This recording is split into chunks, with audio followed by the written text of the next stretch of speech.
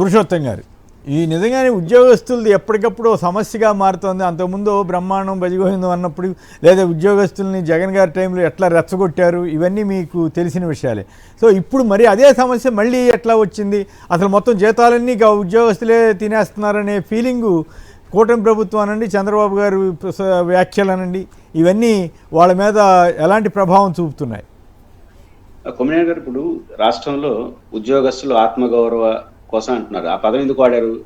Telugu Desam party ఎన్నికల మేనిఫెస్టోలో ఉద్యోగస్తులు ఆత్మగౌరవం నిలబడేట్టుగా చేస్తామని చెప్పారు. మరి ఆత్మగౌరవం అంటే ఏంటి? వాళ్ళకి ఆత్మగౌరవం అంటే ఇన్ టైంలో జీతాలు రావడం, పిఆర్సీ రావడం, డిఏలు రావడం, ముఖ్యంగా సిపిఎస్ విషయం తేలడం, ఇదే కదా ఆత్మగౌరవం వాళ్ళకి. వీటి బయట ఏదైనా ఒక స్టెప్ తీసుకున్నారా? ఇందుకు విష్ణు గారు చెప్పినట్టు ఐఆర్ ఎవడో పిఆర్సీ వేయలేదు ఒక వాస్తవం. ఉన్న పిఆర్సీని రద్దు చేసేసినారు. జగన్మోహన్ రెడ్డి గారు వేసిన పిఆర్సీని రద్దు చేసి పడేసి ఎవరైనా పాత పిఆర్సీ రద్దు చేయడం, కొత్త పిఆర్సీ వేస్తారు. 2 ఏళ్ళు అయింది, ఇంతవరకు పిఆర్సీ వేయాలి. ఇంకా పిఆర్సీ వేసేది ఎప్పుడు? అది కమిషన్ రిపోర్ట్ ఇచ్చేది ఎప్పుడు? దానిపైన కేబినెట్ చర్చించేది ఎప్పుడు? మళ్ళీ పిఆర్సీ అమలు చేసేది ఎప్పుడు? పోనీ పిఆర్సీ రద్దు చేసినారు. జగన్మోహన్ రెడ్డి గారు 2019 ఎన్నికల్లో గెలిచిన నెలల్లోనే 27% ఐఆర్ ఇచ్చాడు. అంటే పిఆర్సీ ఇంకా క్లియర్ కాలేదు కాబట్టి. మరి మీరు ఐఆర్ అని ఇవ్వాలి కదా. పిఆర్సీ రద్దు చేసినా ఐఆర్ ఇవ్వలేదు. రెండో అంశం ఏం చేసి జగన్మోహన్ రెడ్డి గారు సిపిఎస్ రద్దు చేసి ఓల్డ్ పెన్షన్ స్కీమ్ అమలు చేయడం అనేది ఆర్థికంగా ఇబ్బంది కాబట్టి జీపీఎస్ తీసుకొచ్చాడు, గ్యారంటీ పెన్షన్ స్కీమ్. దాన్ని రావడం ఆ జీవోని రద్దు చేసి పడేసినారు. మరి కొత్తదేంటి? మీరు జీపీఎస్ రద్దు చేశారు, సిపిఎస్ వద్దు, మరి ఏంటి మీ ఆల్టర్నేటివ్? 2 ఏళ్ళు అయింది, కనీసం ప్రతిపాదన కూడా లేకుండా చేసేసినారు. కాబట్టి ఇవన్నీ ఉద్యోగస్తుల్ని వేదనకు గురి చేసిన సమయంలో దీనికి ఏదో వయా మీడియాకి ఏం పరిస్థితి ఇద్దామని వదిలేసి 98% ఉద్యోగస్తులు ఇస్తా. ఇది ఎవరికి చెప్పాడంటే కొమ్మినేని గారికి ఉద్యోగస్తులకు కాదు, రాష్ట్ర ప్రజలకు చెప్పినాడు. మొత్తం ఉద్యోగస్తులకు జీతాలు ఇవ్వాల్సి వస్తాం, మొత్తం డబ్బు అంతా ఇస్తే మీ పరిస్థితి ఏంది, కాబట్టి వాళ్ళు ఆందోళన చేస్తున్నారంటే రాష్ట్ర ప్రజలకు చెప్పాడు ఆయన, ఉద్యోగస్తులకు కాదు. 98% అంటే కొమ్మినేని గారు ఎంత లాజిక్ ఉందంటే దీంట్లో, రాష్ట్ర ప్రభుత్వం నేరుగా వచ్చే ఆదాయం 98% చెప్పేసినాడు. కేంద్రం నుంచి మన పన్నుల వాటా వస్తుంది, అది దానికి తెలపలా. అంటే 100 రూపాయలు ఆదాయం వచ్చే 50 రూపాయలు చూపించి 99% మీకే అంటే అర్థం ఏంటంటే 45% వాళ్ళకని ఆయన లెక్క ప్రకారం. అంటే ఈ లెక్క ఆయనకి తెలియకేం కాదు, ప్రజల మీద చెప్పాడు. వాళ్ళు మళ్ళీ ఆందోళన చేస్తున్నారు అంటే దీని అర్థం పరిష్కరించే పరిస్థితిలో లేరు. ఆర్థిక డిమాండ్లు ఏవి కూడా ఇంకలేరు. ఈ మధ్యకాలంలో జోనల్ సిస్టమ్, మల్టీ జోన్స్ వచ్చింది. కొత్త డైవర్షన్స్ తీసుకొచ్చి ఎన్ని రోజులు డైవర్ట్ చేస్తారు?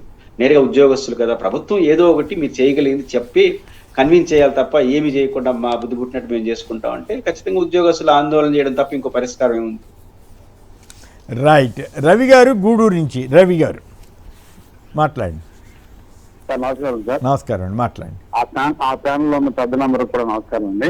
నమస్కారం. ముఖ్యంగా ఇప్పుడు మీకు ఫోన్ చేయడానికి కారణం ఏంటంటే, అంతకుముందు ఎలక్షన్ టైంలో చంద్రబాబు నాయుడు గారు ఈ ఉద్యోగస్తులను నమ్మించి మీకు ఏ ఫ్లోర్లు ఉన్నాయి, ఏం కావాలి ఏంటి, నేను అవి తీరుస్తా అని చెప్పేసి వాళ్ళు అడగని కూడా మొత్తం నేను అన్ని చేసి పెడతాను నమ్మించి వాళ్ళందరితో ఓట్లు వేయించుకున్నారు సార్. ఓట్లు వేయించుకుని ఈ రోజు 2.5 అయినా సరుకుల వరకు ఏ పని పట్టించుకుంటలేదు. వాళ్ళని మా దోమలకి తీసి పక్కన పారేస్తున్నారు, చేపే పెట్టలేదు. ఈ రోజు డిఎస్సీ విషయంలో ముఖ్యమంత్రి జగన్మోహన్ రెడ్డి గారు నువ్వు పలానా తప్పు చేసావని చెప్పేసి నిలదీస్తే దానికి సమాధానం చెప్పుకోకుండా జీవులతో చూపిస్తుంది. దానికి సమాధానం చెప్పుకోకుండా ఎప్పుడో మీ టైంలో ఎప్పుడైతే డిఎస్సీలో తప్పులు జరిగిందని చెప్పేసి అంటున్నాడు. అంతవరకు బాగానే ఉంది, దీనికి తప్పులు దాన్ని అన్నావు. ఇప్పుడు చాలా దమ్ముగా ఛాలెంజ్ చేస్తున్నాడు బీజేపీలో చేయమని చెప్పేసి. మీ దమ్ము ధైర్యం అంటే మీరు తప్పు చేయకపోతే దాన్ని నిలబడి మీ పార్టీకి లెటర్ రాయాల్సిన బాధ్యత మీకు ఉందా లేదు? సొసైటీకి ఒక మెసేజ్ పంపించాలి కదా మనం. మీరు తప్పు చేయకపోతే సొసైటీకి ఒక మెసేజ్ పంపించాలి కదా. దమ్ముగా అడిగాడు జగన్మోహన్ రెడ్డి గారు. మగాడైతే ఏమని అడిగాడు, మగాడు కాబట్టి అడిగాడు. అది చేయాల్సిన బాధ్యత మీకు ప్రజలకు కూడా తెలియాలి కాదు. నిన్న మొన్న కూడా వెళ్ళి నేను 5సారి చర్చికి రమ్మన్నాను, రాలేకపోయారు, పారిపోయారు అని చెబుతారు లోకేష్ గారు. అదేందో అర్థమే కాదు. 372 క్రీడా పోస్టులు పరీక్షలు లేకుండా ఇచ్చారా లేదా అనే దానికి సమాధానం చెప్తే అయిపోద్ది కదా. మిగతా అన్ని అక్రమంగా జరిగినాయని జగన్ గారు అంటలేదు, వైసీపీ వాళ్ళు అంటలా. ఈ క్రీడా స్పోర్ట్స్ రిజర్వేషన్ సంబంధించి ఈ పోస్టులన్నీ పరీక్ష రాయాలా అక్కర్లేదా? రాయక్కర్లేదని చెప్పమనండి. పరీక్ష రాయాల్సి వస్తే రాయకుండా ఎందుకు డైరెక్ట్గా ఇచ్చారు, ఎవరెవరికి ఇచ్చారు, ఎందుకు ఇచ్చారు, ఇవన్నీ చెప్పగలిగితే బాగుంటుంది కదా. అది తప్ప అని మాట్లాడుతున్నారు. మంచి పాయింట్ వక్రీకరించి 16,000 పోస్టుల గురించి కామెంట్ చేసినట్టు కదా అది చెప్పడం. అవును, ఆయన చర్చకి రమ్మంటే వీళ్ళు రానట్టు ఆయన డైరెక్ట్ సిబిఐ ఎంక్వైరీ చేసుకోమన్నారు కదా, వేయమన్నారు కదా. ఎవరితో తేలిపోతుందిగా, ప్రజలకు అర్థమైపోతుందిగా. అవును రైట్. అయితే ఇందాక పురుషోత్తమ్ రెడ్డి గారు కానీ మన మల్లాది విష్ణు గారు కానీ మెన్షన్ చేశారు, ఎన్నికల మేనిఫెస్టోలో ఉద్యోగస్తులకి ఏమేమి హామీలు ఇచ్చారనేది చదివితే చాలా ఆసక్తికరంగా ఉంది. గత 5 ఏళ్ల పాలనలో ప్రధాన వ్యవస్థలని విధ్వంసం, ఈ విధ్వంసం అనేది ఒక డైలాగు, రెగ్యులర్ డైలాగ్ అనమాట. ముఖ్యంగా ఉద్యోగులు, ఉపాధ్యాయులు తీవ్ర ఇబ్బందులకు, అవమానాలకు గురయ్యారు. వారి గౌరవాన్ని పునఃప్రతిష్ఠింపచేసి పూర్తి అనుకూల వాతావరణంతో పనిచేసేలాగా తగు చర్యలు తీసుకుంటాం. సిపిఎస్ అంటే కంట్రిబ్యూటరీ ప్రావిడెంట్ ఫండ్, జిపిఎస్ ఈ గ్యారంటీడ్ పెన్షన్ స్కీము, వీటిని పునఃసమీక్షించి ఆమోదయోగ్యమైన పరిష్కారాన్ని కృషి చేస్తాం. ఉద్యోగులకు మెరుగైన పిఆర్సీ, అలవెన్స్ పేమెంట్ పైన కూడా పరిశీలన చేస్తాం.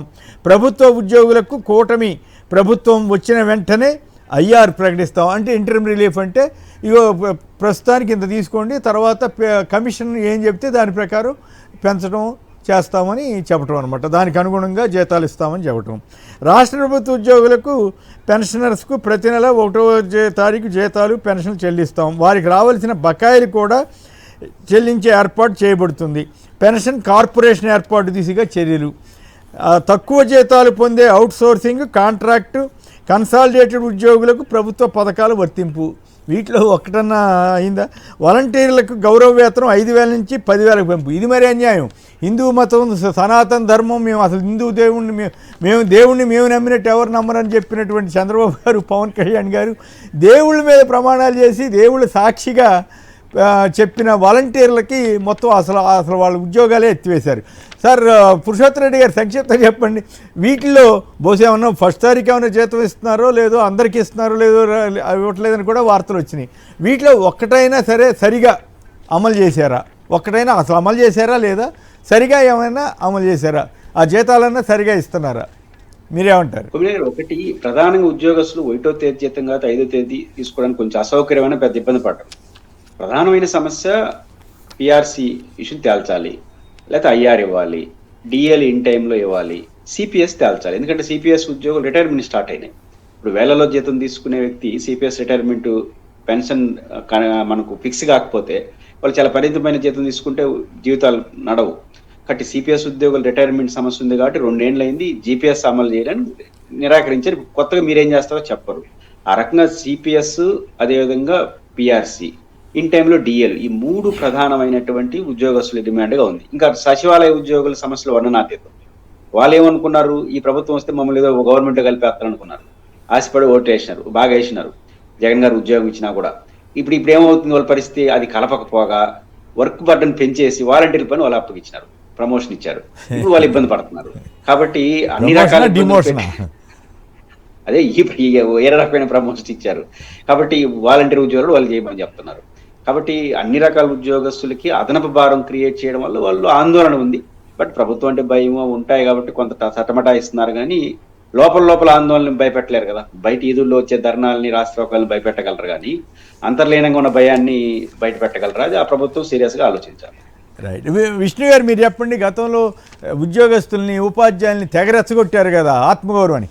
ఇప్పుడు నాకు అందుతున్న సమాచారం అండి, విశ్లేషణ అండి, ఈ చంద్రబాబు గారు రోజు సభలు పెట్టేదానికి, లేదా మంత్రులు, కీలక మంత్రులు వీళ్ళకి జనాన్ని పోగు చేసే కార్యక్రమం, వీళ్ళకి ప్రచారం చేసే కార్యక్రమం, ఇంటింటికి తిరగాల్సిన పరిస్థితి, ఇవన్నీ ఆత్మగౌరవ సమస్య. అప్పుడు ఆ రోజులో జగన్ గారి టైంలో శుభ్రంగా వాళ్ళు డ్యూటీ వాళ్ళు చేసుకునే వాళ్ళు వెళ్ళిపోయేవారు. రోజువారీ టెలికాన్ఫరెన్స్లను ఇంకోటనో ఆ ఉపన్యాసాల హోరు వినాల్సిన అవసరం ఉండేది కాదు. అప్పుడు ఆత్మగౌరవం ఉందా? ఇప్పుడు ఆత్మగౌరవం ఉందా? సార్, ఇప్పుడు సచివాలయ వ్యవస్థ తీసుకొచ్చి ప్రతి సచివాలయంలోనూ కొంతమందిని పెట్టి రాష్ట్ర ప్రభుత్వం మీద, ఎంఆర్ఓ ఆఫీసుల మీద, రిజిస్ట్రేషన్ ఆఫీసుల మీద పనిభారం తగ్గించి వారందరికీ కూడా ప్రజలకు అందుబాటులో ఉండి అందరూ ఆత్మగౌరవంగా ఉద్యోగం చేసుకునే విధంగా జగన్మోహన్ రెడ్డి గారు ఒక ప్రణాళికను రూపొందించి తీసుకొచ్చారు. కానీ ఇప్పుడు ఏమవుతుంది, సచివాలయంలో వాళ్ళందరినీ కూడా రకరకాలైనటువంటి శాఖలకి బదిలీ చేసేసి, అక్కడ స్కెల్టన్ చేసేసి, ఒక అన్ని పనులు కూడా కొంతమంది మీదే భారం మోపినటువంటి పరిస్థితి ఈరోజు కనపడతా ఉంది. ఈరోజు ఆత్మగౌరవం అనే ఒక నినాదం ఇచ్చి ఉద్యోగస్తుల్ని మోసం చేసి మళ్ళీ తిరిగి వాళ్ళందరి మీద పనిభారం మోపే విధంగా చేయడం జరిగింది. చూడండి, ఇప్పుడు కాదు, సంవత్సరం క్రితమే ఈ రాష్ట్రంలో ఉపాధ్యాయులందరూ కూడా రోడ్డు మీదకి వచ్చి వాళ్ళకి సంబంధించినటువంటి నామ్స్ని ఎత్తేయాలి, మా మీద ఒత్తిడి చేస్తున్నారు, ప్రెజర్ చేస్తున్నారు అని చెప్పి వాళ్ళందరూ ఉపాధ్యాయులందరూ మొట్టమొదటి రోడ్డు మీదకి వచ్చినటువంటి పరిస్థితి చూసాం. సచివాలయం ఎంప్లాయీస్ వచ్చారు, మున్సిపాలిటీకి సంబంధించినటువంటి ఎంప్లాయీస్ వచ్చారు, అలాగే దీనికి పంచాయతీరాజ్కి సంబంధించినటువంటి ఏకంగా డిప్యూటీ సీఎం గారి పోర్ట్ఫోలియోకి సంబంధించినటువంటి ఎంప్లాయీస్ అయితే ధర్నా చౌక్లో ధర్నా చేస్తే మేమందరం వెళ్తే ఆ అవుట్ సోర్సింగ్ వాళ్ళకి జీతాలు ఇవ్వకుండా కొంతమందిని తీసేసి 1.5-2 సంవత్సరాలుగా జీతాలు ఇవ్వలేనటువంటి పరిస్థితి, మంత్రి గారిని కలవాలంటే కలవలేనటువంటి పరిస్థితి, అధికారులేమో ప్రభుత్వ పాలసీ అంటారంట. ఈ రకంగా ఉద్యోగస్తులని ఆత్మగౌరవాన్ని దెబ్బతీసి ఈ ఆత్మగౌరవం పేరు మీద మోసం చేసి ఈరోజు వాళ్ళకి ఇవ్వాల్సినటువంటి 40,000 కోట్లు, 40,000 కోట్లతో పాటు వాళ్ళకి న్యాయబద్ధంగా ఇవ్వాల్సినటువంటి అనేక అంశాల పట్ల పూర్తి నిర్లక్ష్య ధోరణితో ఈ ప్రభుత్వం వ్యవహరిస్తుంది. మనం కనీసం చెల్లించట్లేదు, మాట్లాడట్లేదు, వాళ్ళకి సమాధానం చెప్పట్లేదు. ఇది ఈ రాష్ట్ర ప్రభుత్వ ఉద్యోగస్తుల పట్ల ఉన్నటువంటి వైఖరి. ఇది ఆత్మగౌరవం అంటారు. వాళ్ళ మీద పని భారం పడే విధంగా చేస్తుందో అని చెప్పనేది వాళ్ళే నిర్ణయించుకోవాలి ఉద్యోగస్తులు, ఏది మంచి ఏది చెడు అని చెప్పాలి. ఇది వాస్తవం మీరు చెప్పింది. ఆత్మగౌరవం పునరుద్ధరిస్తామని ఫస్ట్ వాగ్దానం, అప్పుడు ఆత్మగౌరవం దెబ్బతిన్నా లేకపోయినా రెచ్చగొట్టారు. ఇప్పుడు అదే ఉద్యోగ సంఘాల వాళ్ళు ఇదిగోండి ఆత్మగౌరవం కోసమే పోరాటం, చంద్రబాబు గారి ప్రభుత్వానికి వ్యతిరేకంగా వస్తున్న వ్యవహారం. సో ఇక సామాన్యులకు ధరాఘాతం అంటే రేట్లు ఎట్లా పెరిగిపోతున్నాయి అనేది పెద్ద సమస్యగా ఉంది. రిజర్వేషన్ల పేరుతో వెన్నుపోటు. చంద్రబాబు ఇచ్చిన మాట ప్రకారం 34% రిజర్వేషన్లు అమలు చేయాల్సిందే అన్న వైసీపీ నేతలు. అలాగే అయితే రిజర్వేషన్లు 50% దాటుతున్నాయంటూ హైకోర్టులో అప్పుడే ప్రజా ప్రయోజన వ్యాజ్యం పడింది. ఆ సంగతి తెలిసి కూడా ఈ జీవో ఇచ్చారు. జీవోల ఆధారంగా ఇస్తే ఎలా కుదురుతుంది? చట్టం చేయండి, చట్టం చేసి పార్లమెంట్లో కూడా చట్టం చేయండి అన్నది వైసీపీ డిమాండ్. గతంలో వైసీపీ ఇట్లాగే జీవో ద్వారా ఇవ్వబోతే వీళ్ళే గందరగోళం చేసి తెలుగుదేశం వాళ్ళని హైకోర్టుకు పంపించి కొట్టేసింది సుప్రీంకోర్టులో. హైకోర్టు సుప్రీంకోర్టులో కూడా కొట్టేసినట్టుంది. ఇప్పుడు మళ్ళీ వీళ్ళు జీవో ఇచ్చారు, మరి ఎట్లా చేస్తున్నారు? సో దీని మీద అట్లాగే అమరావతి సెల్ఫ్ ఫైనాన్స్ అబద్ధం. రాజధాని అమరావతిపై చంద్రబాబు చెప్పినంత బూటకం. ఇప్పుడు 2,29,000 ఎకరాలకు విస్తరించేందుకు ప్రణాళిక. అక్కడ ఆ ప్రాంతంలో మౌలిక సదుపాయాల కల్పనకు ఎకరానికి 2 కోట్ల చొప్పున లెక్కేస్తే 4.58 లక్షల కోట్ల రూపాయలు. ఇప్పుడు ఆల్రెడీ 50,000 కోట్లు సుమారుగా అప్పు చేశారు కదా, ఇంకా 4.5 లక్షల కోట్లు అప్పు చేయాల్సి వస్తుందట ఈ అంచనా. సో మరి సెల్ఫ్ ఫైనాన్స్ ఎక్కడ? అట్లాగే బడ్జెట్ కేటాయించి బడ్జెట్ నుంచి వడ్డీలకి వీటికి లేదా ఖర్చులకి పెడుతున్నారు. మొత్తం అదంతటికైతే సంపాదించుకుని ఖర్చు పెట్టుకుంటే అసలు పైసా అక్కర్లేదన్న చంద్రబాబు గారు. దీని మీద సమాధానం చెప్తారు చూడాలి.